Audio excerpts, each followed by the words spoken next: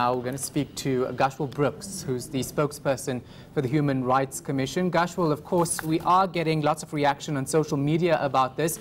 You, of course, took this matter to the Equality Court. Vicki Momberg received a 100,000 Rand fine, which she wanted to appeal. What's your reaction to this decision, 2 years behind bars? Well, there's a couple of things that I can mention with regards to that. I mean, first and foremost, it's unfortunate that the South African Human Rights Commission is in a position whereby we are taking her back to the Equality Court or back to court on the basis of contempt of court because she's not complying with elements of what the Equality Court had highlighted in the first instance. But second to that, this judgment is, of course, an order of the court.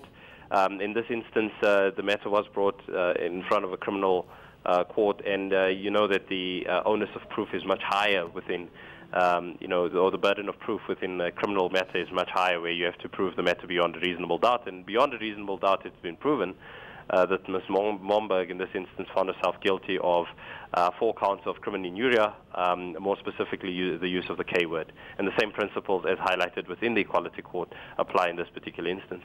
Do you think, as the Human Rights Commission, she deserves 2 years behind bars?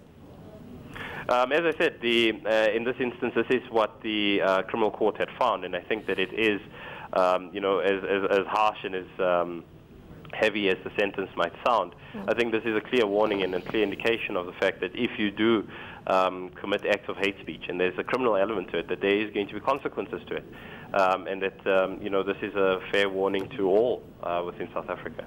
Gushwell, just quoting part of that judgment this morning, the magistrate saying that outrage to racism should not be condescendingly seen as an overreaction. For South Africans who are waking up to this news of this sentence this morning, and perhaps who might be thinking of it as a heavy-handed judgment, what does the Human Rights Commission have to tell them?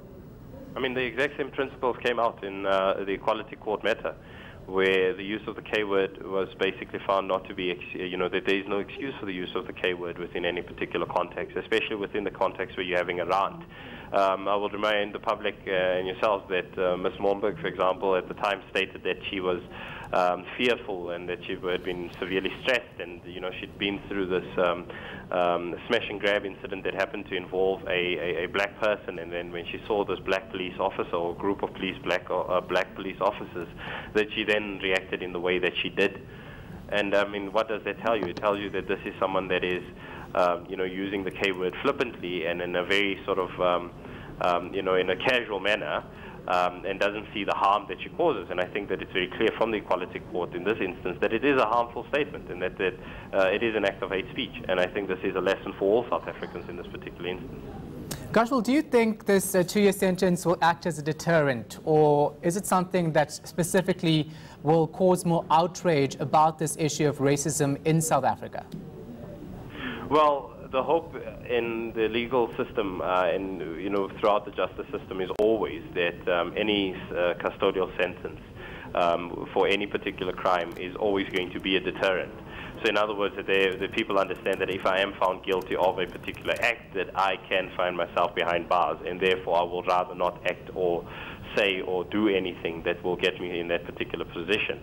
So in as much as it might cause outrage and people would point out that there are other criminal matters that are that should be investigated and should be actively acted against, this doesn't take away the fact that this is still an egregious act on behalf of the individual that's involved, and therefore we should steer clear of it. I mean, the argument that there is no lesser evil or greater evil in this particular instance, we can't say that because we have a problem with crime in other spaces, that this is an overreach or that this doesn't need priority. This does require a priority. As you've noticed, race is still a major issue in this country. Lastly, before you go, you mentioned that Vicki Momberg has failed to comply with the Equality Court ruling. Just tell us exactly what she hasn't done.